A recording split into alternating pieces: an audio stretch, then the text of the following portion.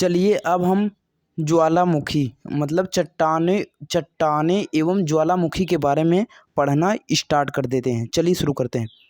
चट्टानों का वर्गीकरण के बारे में पहले समझ लो। आग्नेय चट्टान हो जाएगा और अवसादी चट्टानें, रूपांतरित चट्टानें। यहाँ पे समझना शुरू करो। जीवाश्म रहित चट्टानें कौन सी होती हैं? तो आपका आग्नेय चट्टानें हो जाएगा। ठीक है, यहाँ पे देखते हैं। काली मिट्टी का निर्माण किन चट्टानों के क्षरण से होता है? आपका आग्नेय चट्टान हो जाएगा। संपूर्ण क्रस्ट के कितने प्रतिशत भाग पर अवसादी चट्टानें विस्तृत हैं? लगभग 75% हो जाएगा। ये वाला बॉक्स देख लो। आग्नेय चट्टानों के रूपांतरण से निर्मित शैले के बारे में दिया गया है यहाँ पे।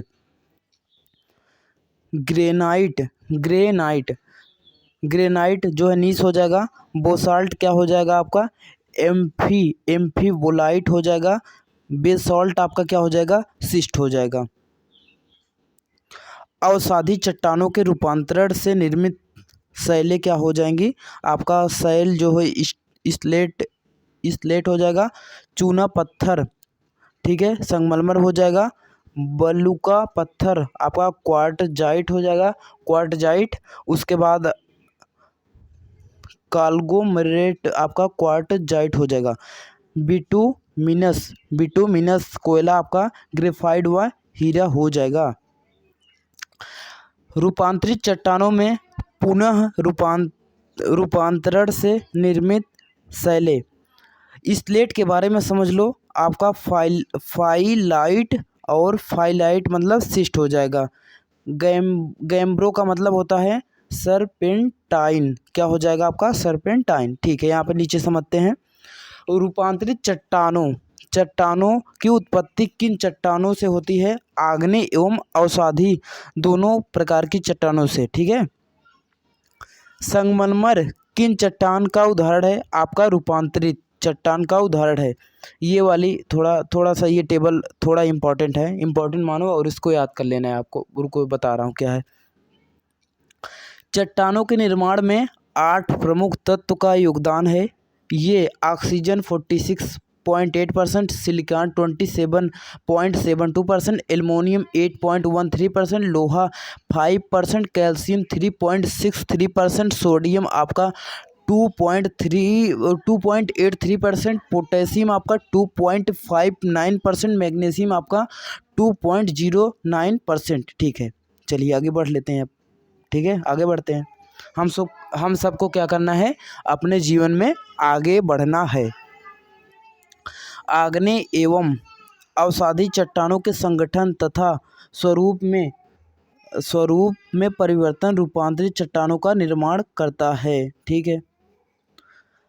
सर्वाधिक कठोर चट्टानें कौन सी होती हैं? आपका रूपांतरित चट्टानें हो जाएगा। पृथ्वी के अंदर पिघले पदार्थ को पृथ्वी के अंदर पिघले पदार्थ को क्या कहते हैं? आपका मैग्ना हो जाएगा। पृथ्वी के आंतरिक भाग में लावा के ठोस होने के निर्मित चट्टान को क्या कहते हैं? आपका प्लूटोनिक चट्टानें कहते हैं। ओजोस डेल सलाडो ज्वालामुखी किस देश में अवस्थित है? आपका अर्जेंटीना एवं चिली हो जाएगा। ये मोस्ट इम्पॉर्टेंट लाइनों में से एक है, जिसे आप हमारी भाषा में धाकड़ लाइन भी बोल सकते हैं। ठीक है, चलिए पढ़ते हैं। आपको क्या करना है? आपको टेंशन नहीं लेना है। ठीक है, चलिए। ज्वालामुखी क्रिया में सबसे अधिक जलवाष्प गैस निकलती है। इसके अतिरिक्त carbon dioxide CO2, sulphur dioxide SO2, nitrogen N2, hydrogen H2। कुछ नहीं, हलवा है एकदम। सक्रियता के आधार पर ज्वालामुखी के कितने प्रकार हैं? 3 प्रकार हैं। सक्रिय ज्वालामुखी, सुषुप्त ज्वालामुखी, मृत ज्वालामुखी। ऐसे ज्वालामुखी जो लंबे समय से सक्रिय नहीं हुए हैं किंतु भविष्य में कभी भी सक्रिय हो सकते हैं। कभी भी क्या हो सकते हैं? सक्रिय हो सकते हैं। उन्हें क्या कहते हैं आप? सुषुप्त ज्वालामुखी। जैसे कुछ लोग होते हैं ना, एकदम शांत रहते हैं लेकिन बहुत खतरनाक होते हैं, सेम उसी टाइप का ये भी ज्वालामुखी होता है। लंबे समय तक सक्रिय नहीं होता, लेकिन जैसे ही होता है भाई साहब एकदम तहलका मचा देता है। चलिए ठीक है। ज्वालामुखी से निकलने वाले पदार्थ।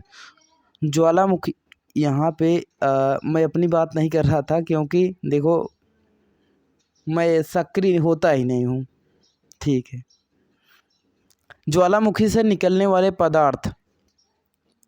ज्वालामुखी से निकलने वाले पदार्थ को 3 वर्गों में विभक्त किया गया है।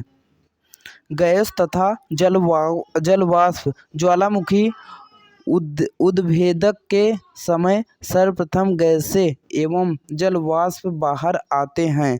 इसमें जलवाष्प की मात्रा सर्वाधिक 60 to 90% होती है।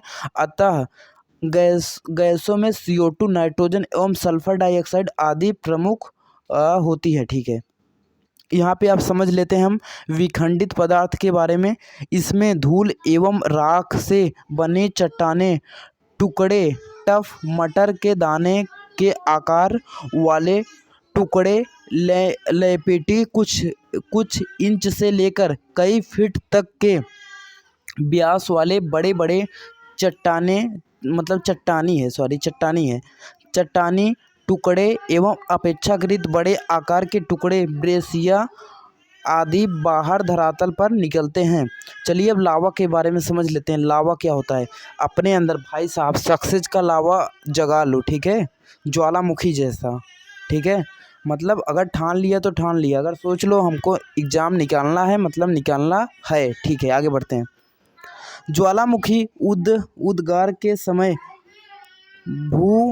भूगर्भ में स्थित तरल पदार्थ को मैग्मा कहते हैं।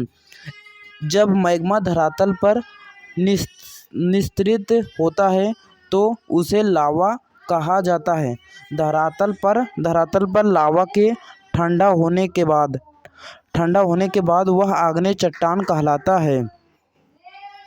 आग्नेय एवं अवसादी चट्टानों के संगठन तथा स्वरूप में परिवर्तन के रूपांतरण चट्टाने का निर्माण होता है। चलिए आगे बढ़ते हैं अब।